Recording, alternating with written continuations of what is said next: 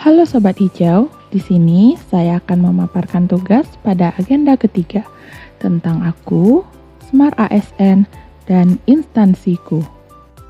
Sebelum kita mulai, izinkan saya untuk memperkenalkan diri.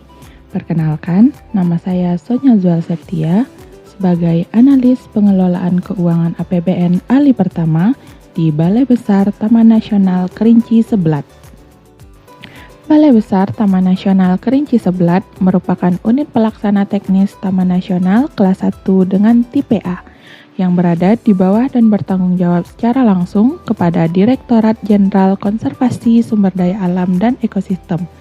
Taman Nasional Kerinci Seblat adalah taman nasional terbesar di Sumatera yang memiliki luas wilayah sebesar 13.895 km persegi. Secara administratif, wilayah Taman Nasional ini berada di 14 kabupaten dan 2 kota, yang termasuk dalam 4 provinsi yaitu Sumatera Barat, Jambi, Bengkulu, dan Sumatera Selatan.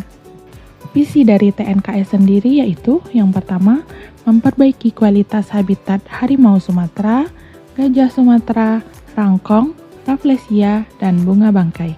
Yang kedua, mengurangi tingkat gangguan kawasan.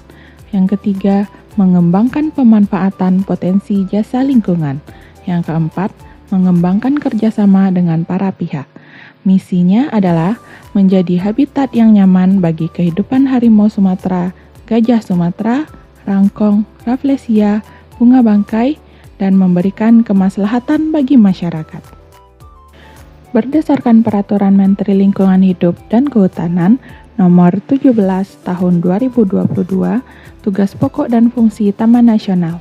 Taman Nasional bertugas melakukan penyelenggaraan konservasi sumber daya alam hayati dan ekosistemnya, dan pengelolaan kawasan Taman Nasional. Fungsi dari TNKS dapat dilihat pada bagian berikut ini. Struktur organisasi TNKS sendiri diatur dalam Permen LHK Nomor 17 Tahun 2022 sebagai berikut, di mana jabatan saya berada pada bagian tata usaha. Bagian tata usaha mempunyai tugas melaksanakan penyusunan rencana, program, anggaran, dan pelaporan, urusan administrasi kepegawaian, keuangan, pengelolaan barang milik negara, kerjasama, tata persuratan, kearsipan, kerumah tanggaan, hubungan masyarakat, advokasi, hubungan pelayanan, perizinan, dan pengelolaan data dan informasi.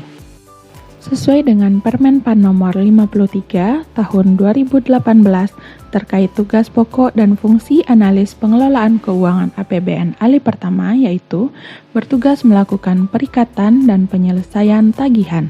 Kedua, pelaksanaan perintah pembayaran dan analis laporan keuangan instansi, dan berfungsi sebagai analis efisiensi dan efektivitas pembayaran, penyusunan analis kebutuhan anggaran, pengelolaan data transaksi, penyusunan laporan keuangan, monitoring serta evaluasi laporan keuangan, pengelolaan dan pemantauan data keuangan, dan penatausahaan dokumen keuangan.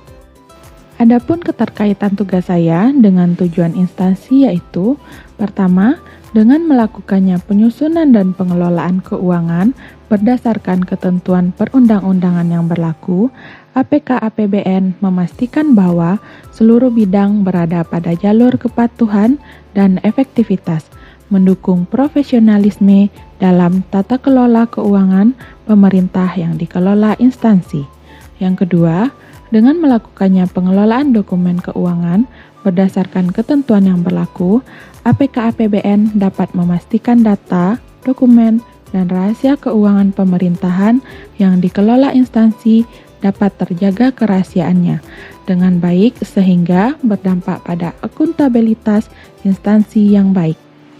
Adapun kinerja pelaksanaan tugas melalui Smart ASN. Yang pertama, berusaha untuk selalu mempelajari dan menggunakan teknologi digital dalam penyusunan dan pelaporan dokumen keuangan agar lebih akuntabel. Kedua, berusaha untuk menjaga kerahasiaan dokumen penting keuangan dengan cara melakukan pengarsipan secara digital dan manual yang hanya dapat diakses oleh pejabat instansi.